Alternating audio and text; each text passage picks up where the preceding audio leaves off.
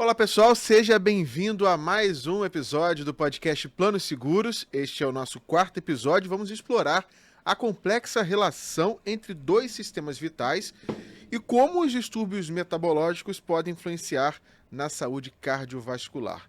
Para isso, a gente está aqui com a endocrinologista, a Camila Bezenover, falei certo o nome? Bezenover, e com o CEO da seguradora ALM, Alexandre Domingues. Falei certo também? Sempre Com falou Z. certo. Dessa vez você falou certo. No outro dia você escreveram errado na postagem. Botaram certo, com né? S lá, né? Botaram, não entendi porquê, mas tudo bem. Mas eu não guardo mágoa. Tá Isso bom. que é o mais importante. A gente vai desvendar um pouco os mistérios do metabolismo e do coração nesse bate-papo para te ajudar a tomar decisões que podem ser conscientes e são conscientes para você ter uma vida longa. Então se inscreve aí no nosso canal. Se tiver alguma dúvida, bota nos comentários. O bate-papo vai começar a partir de agora. Roda a vinheta. Então vamos começar, doutora.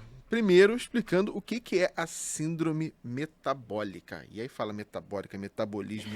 Tudo engloba, né? Diga. Boa tarde, Lacerda. Prazer estar com vocês aqui no estúdio da Band News.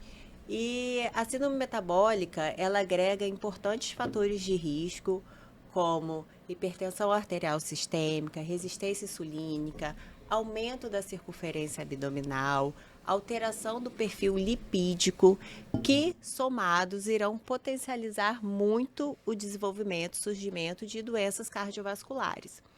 E eu achei esse tema muito interessante e relevante de trazer para cá, junto com a seguradora ALM, já agradecer aí a honra e a confiança do meu amigo Alexandre, porque a gente sabe que hoje em dia, no mundo, as doenças cardiovasculares são as principais causadoras de morte, né? Configuradas pelo infarto agudo do miocárdio e o acidente vascular encefálico. Então, baseado nisso, eu trago mais uma importante informação da síndrome metabólica, que ela está muito atrelada ao ganho de peso da população. Então, esse ganho de peso vai proporcionar um surgimento de síndrome metabólica, e a gente sabe, né, que hoje em dia, e aí torna ainda o tema mais interessante, 60% da população brasileira está com sobrepeso, e 20% da população brasileira está com obesidade, um dado crescente que vem se multiplicando exponencialmente nos últimos anos. E até, né, ainda mais preocupante, as nossas crianças estão cada vez ficando obesas. Exatamente. E os nossos adolescentes também. Então, é um tema extremamente importante, se trata de um tema de saúde pública. E por que o ganho de peso contribui tanto para o surgimento da síndrome? Então, o ganho de peso é principalmente, né, da gordura visceral, que é uma gordura que a gente ganha na região abdominal, que é uma gordura de risco.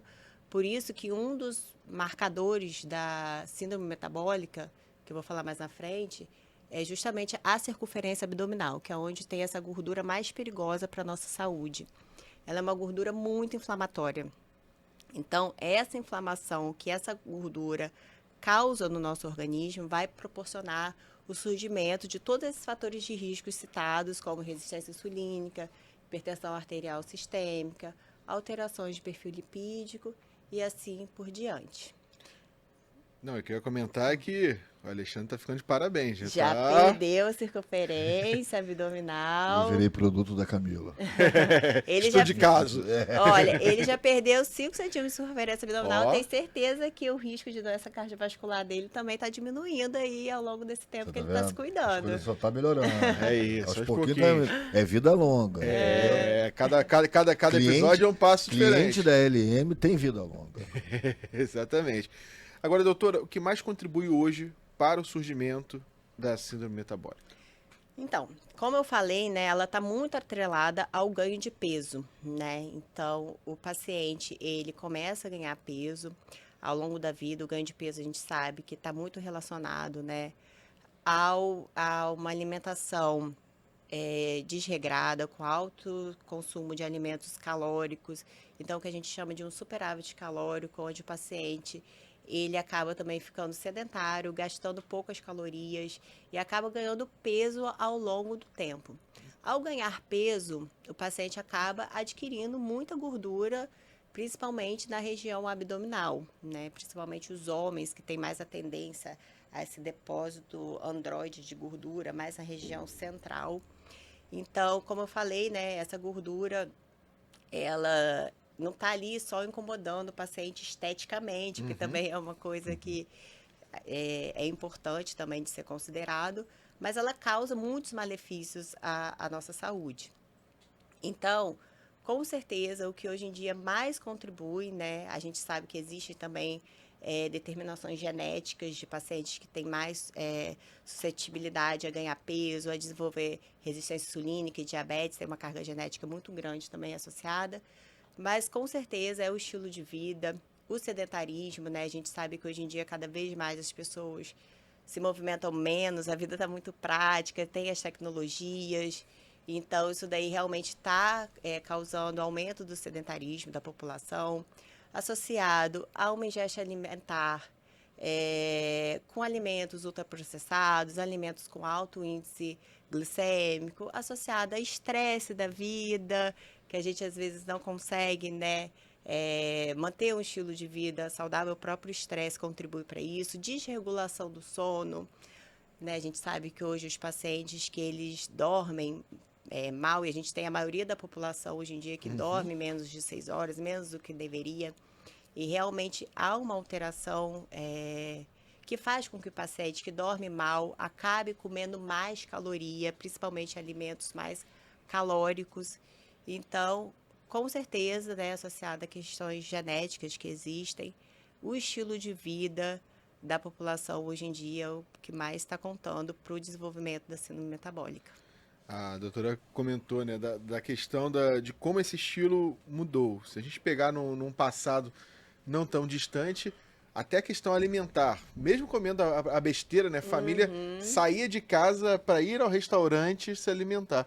Hoje em dia você pede em casa e você acaba ficando com o celular na mão, sentado no sofá, e a comida chega, até esse movimento de ir ao restaurante. Exatamente. Não tem mais. É o que a gente chama hoje em dia de ambiente obesogênico, né, que é o que acontece.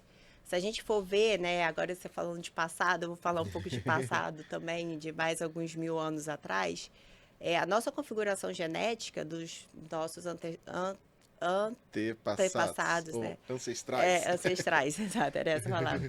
Ela continua sendo a mesma, né? Sendo que, antigamente, o homem caçava, plantava, então ele tinha que ter o tecido adiposo, além de, apesar de ser isso tudo, né, que acontece quando ele está em excesso, ele tem a sua função biológica.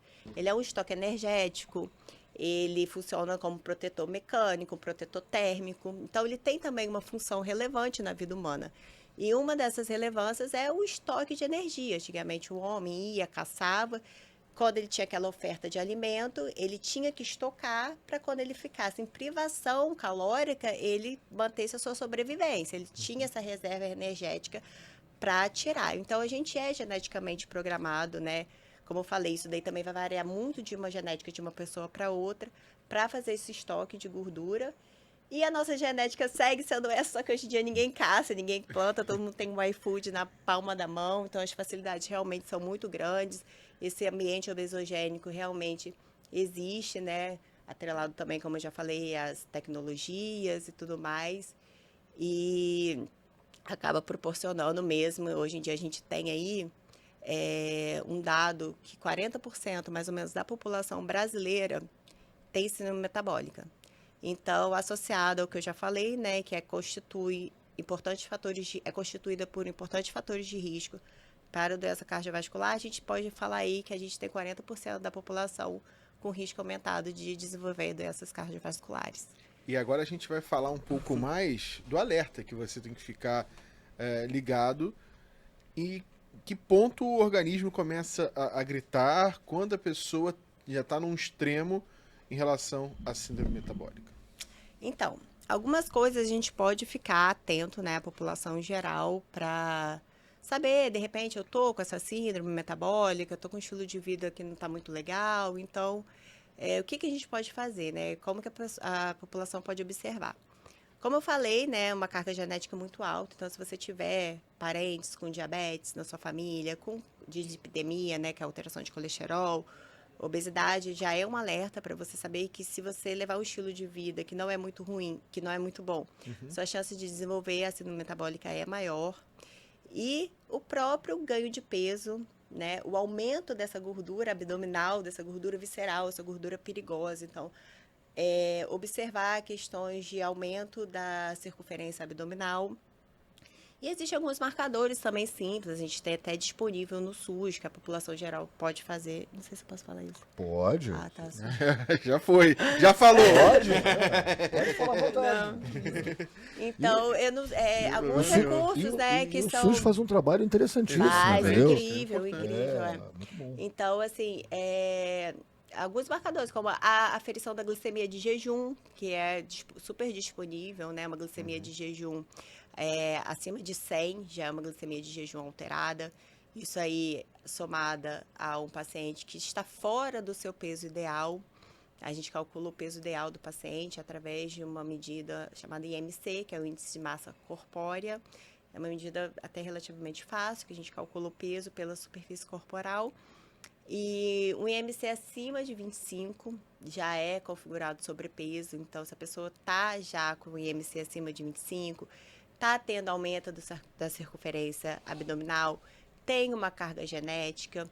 Uma outra coisa que também é interessante no exame físico, que o paciente pode notar o surgimento de manchas mais escurecidas na região cervical, na região das axilas, né, que a gente chama de acantose nígricas. É também um marcador de resistência insulínica, né? Porque quando o ganho de peso começa a acontecer, o paciente primeiro só vai ganhando peso numa fase inicial. As alterações metabólicas, elas acabam demorando um pouquinho mais para acontecer. E elas vão ficando cada vez mais difíceis de controlar com o passar do tempo. Então, o ideal, né, a gente consegue até reverter casos de resistência insulínica, de diabetes. O ideal é que o paciente esteja realmente atento a essas modificações, né? De preferência, faça também o check-up do perfil lipídico, veja, avalie o triglicerídeo, que também triglicerídeo elevado é um constituinte da síndrome metabólica. E fica atento já nas alterações, principalmente as alterações iniciais, para que ele possa ter os melhores benefícios, já implemente um tratamento, que a gente vai falar mais à frente, uma mudança de estilo de vida, para tentar reverter esse quadro e ficar aqui ó, com o nosso amigo que já está com o risco cardiovascular reduzido, né? Já está se tratando.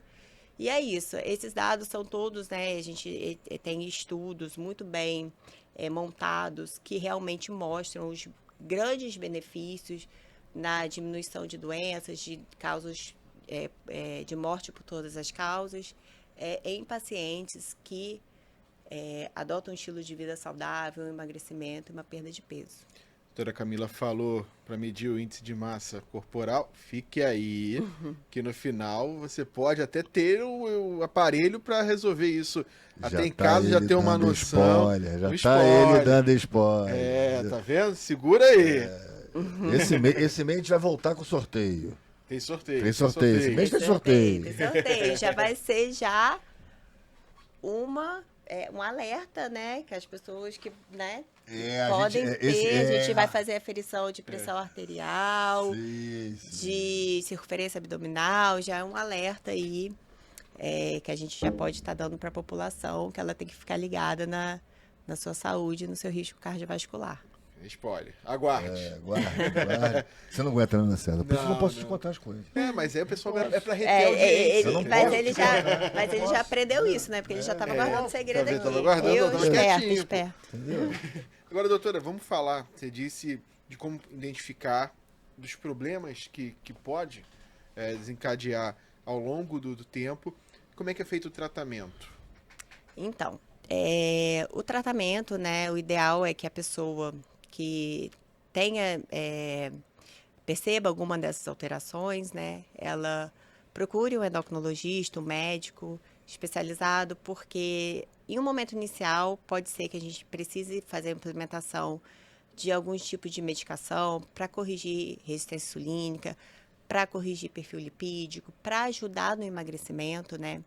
A gente sabe, né, que até por causa do surgimento dessa gordura visceral, ocorrem modificações no nosso organismo que às vezes que configuram mesmo a obesidade como uma doença crônica que deve ser tratada. Hoje em dia a gente estimula cada vez mais as medicações, existem várias medicações no mercado muito seguras, muito estudadas e que melhoram a expectativa de vida, diminuem taxas de doenças de pacientes com sobrepeso, com obesidade.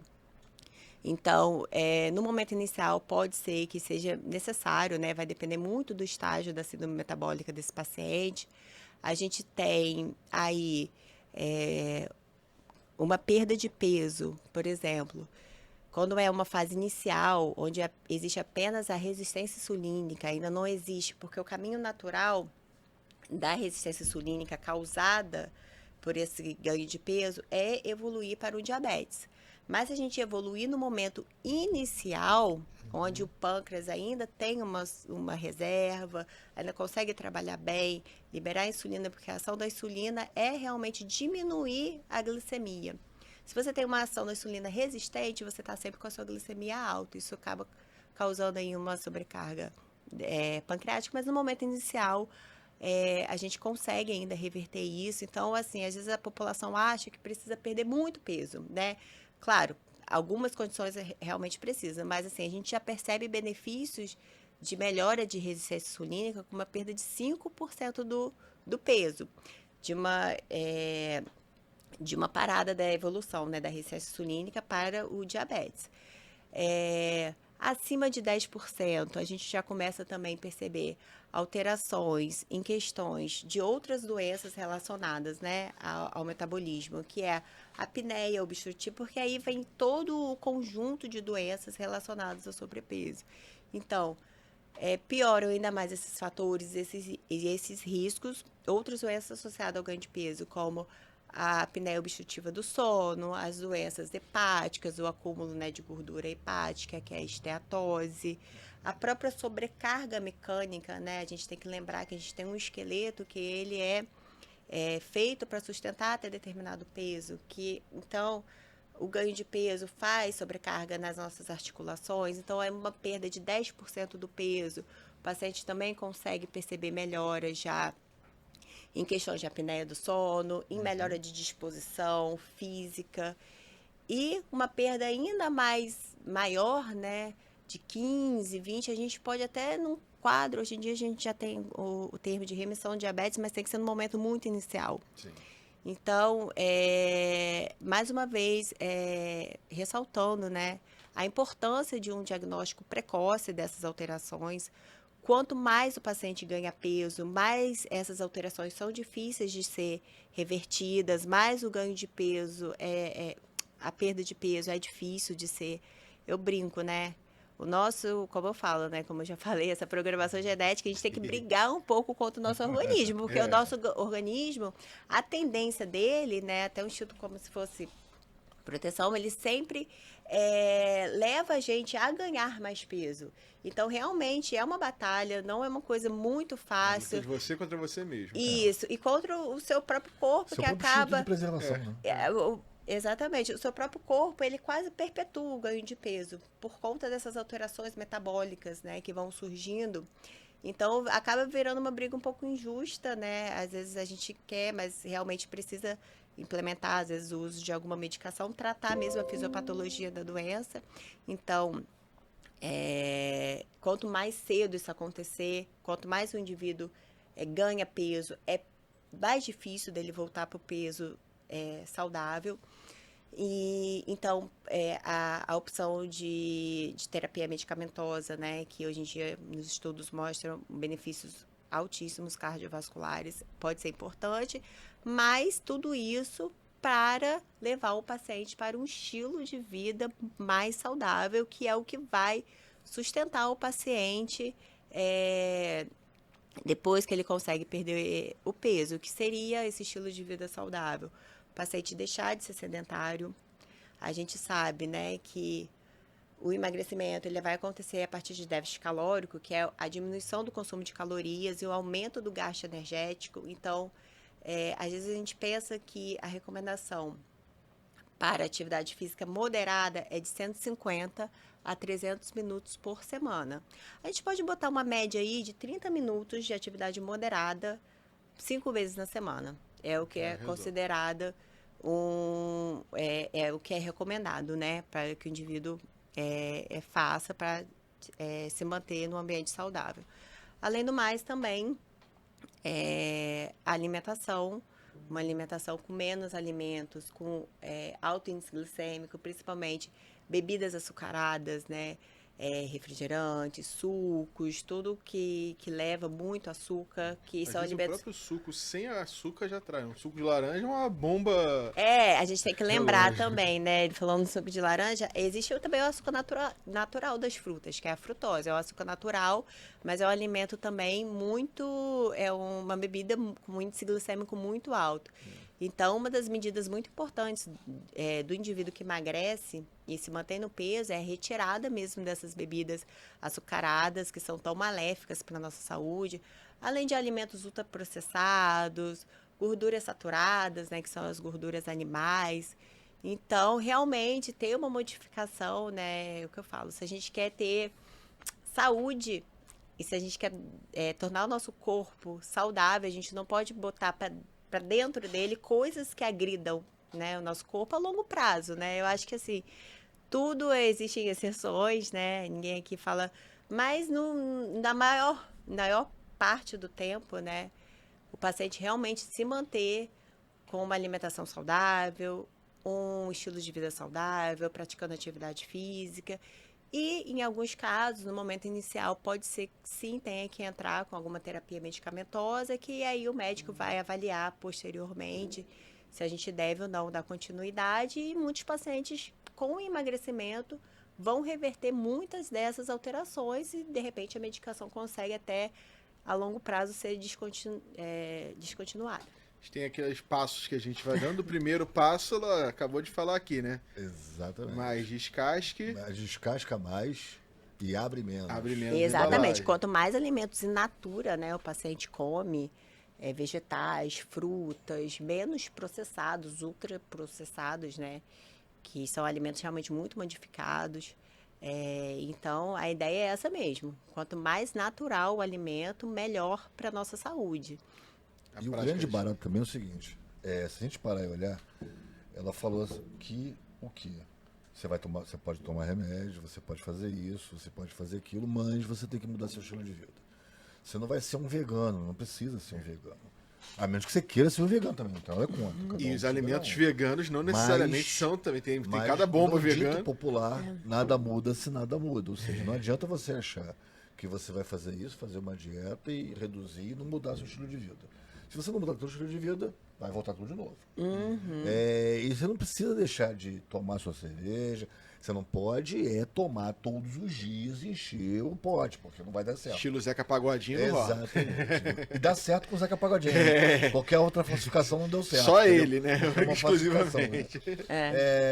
E deu certo em termos também, né? A gente não sabe exatamente o quanto de preocupação, o quanto de coisa que o Zeca Pagodinho faz para poder manter aquele estilo. A gente não sabe também, né? Fica entre nós. Então, dentro desse quadro todo, a gente tem, desde o começo acompanhando a gente, o descasque abre, a gente tem o nada muda, se nada muda. E tem uma coisa, Camila, que eu queria te perguntar. Até que ponto, quando você ganha peso, etc e tal, isso influencia no convívio, seus pacientes em si? Eles dizem para você, ou os que reduzem sua circunferência abdominal, grosseiramente chamada de barriga, melhoram o seu aspecto. Como é que muda o convívio deles? Eles chegam a falar alguma coisa para você? O convívio com as outras pessoas, como é que eles se sentem por dentro? Tá. Foi filósofo, né? Foi, hein? Foi. Profundo, hein? Profundo. Essas questões mentais, né, mais psiquiátricas, de convivência, relacionamento social, eu, na minha experiência do consultório, eu vejo que realmente afeta, né, as pessoas e principalmente as mulheres, que eu acho que tem realmente, né, como eu falei, é uma questão de saúde, mas tem muito também uma questão de estética, convívio social, então eu vejo que isso daí mentalmente afeta principalmente as mulheres, muitas fazem reclusão de vida social, se sentem um pouco para baixo, um pouco depressivas por estar esse quadro, e aí vira uma bola de neve, né? Porque a pessoa tá com sobrepeso ou com obesidade, precisa emagrecer, só que aí se sente para baixo.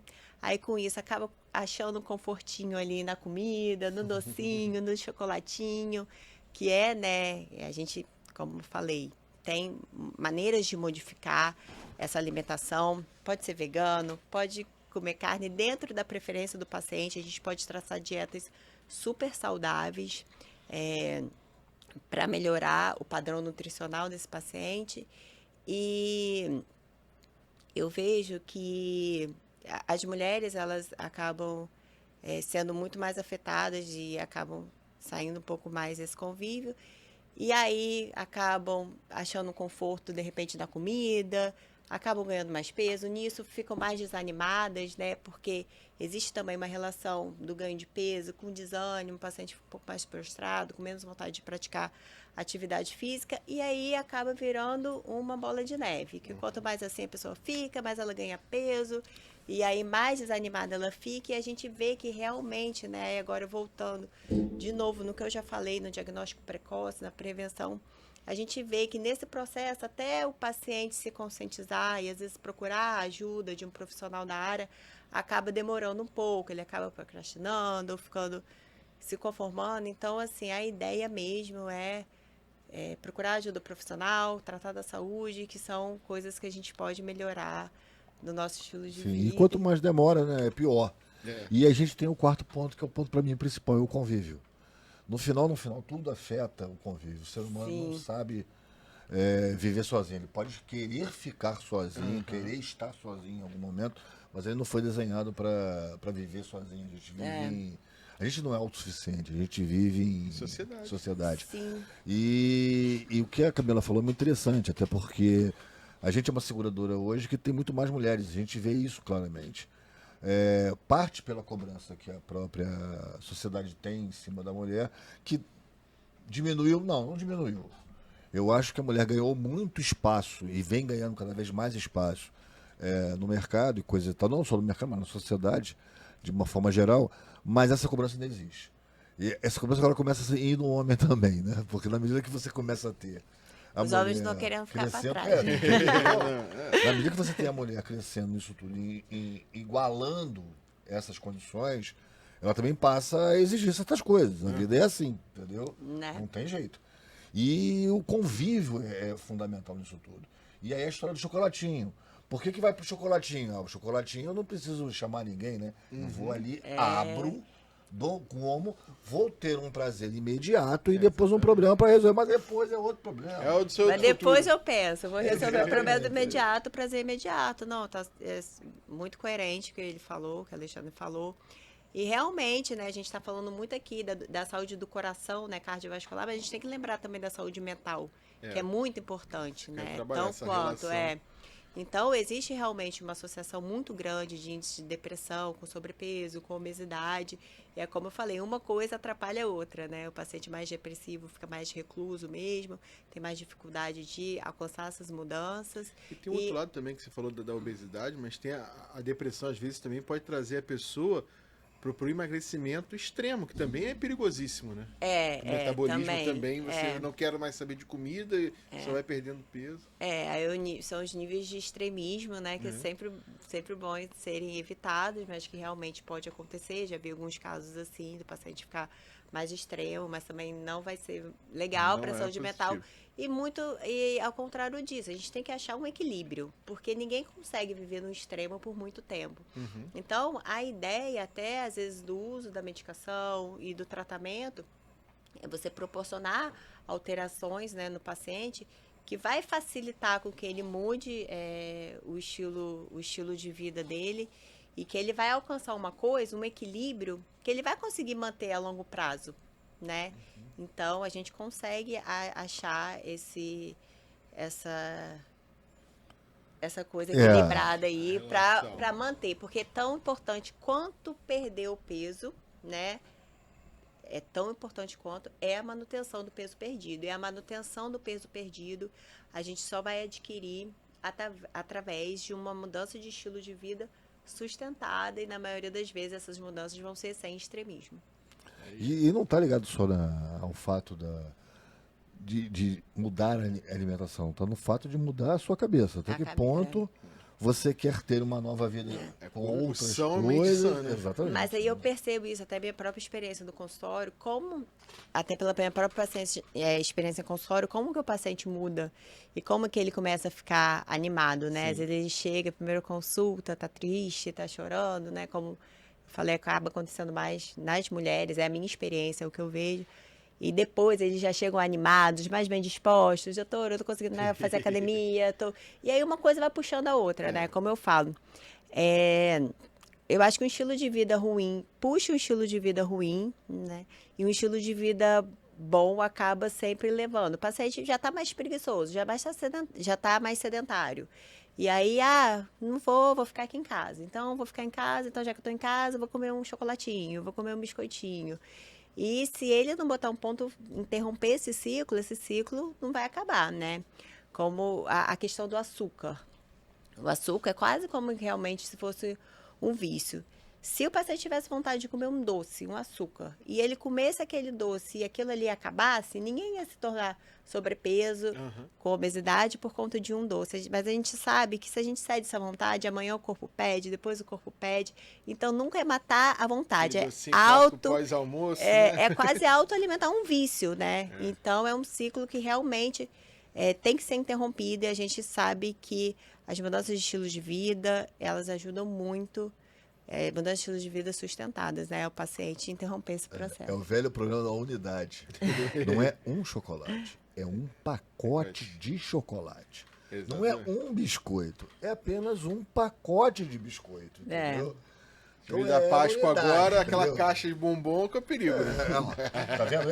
Ele não comeu um bombom, ele comeu uma caixa de bombom. Mas é o açúcar mesmo que ativa, né, dopamina, vários neurotransmissores, né, do prazer. Então, por isso, qual é o meu confortinho? Eu tô triste, vou ficar em casa, tô mais reclusa, não tô me sentindo bem, vou ficar em casa, mas o chocolatinho aqui vai me dar o prazer. Então, o cérebro realmente fica viciado nessa sensação que o docinho, o açúcar, ele proporciona. Mas a gente pode reprogramar para ele achar prazer também em outras coisas que são reprogramar. Aí você boas da vida. E aí você vai esbarrar. Mas assim, sem condenar a gente, chocolate eu como, eu amo. Assim, tudo é questão do equilíbrio.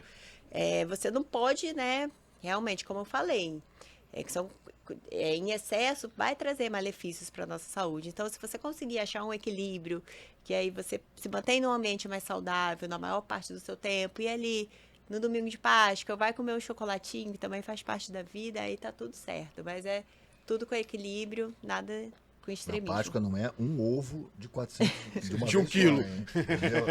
É o bombonzinho dentro do ovo. Vai aos poucos. Vai deixando lá no cantinho e vai pegando aos poucos.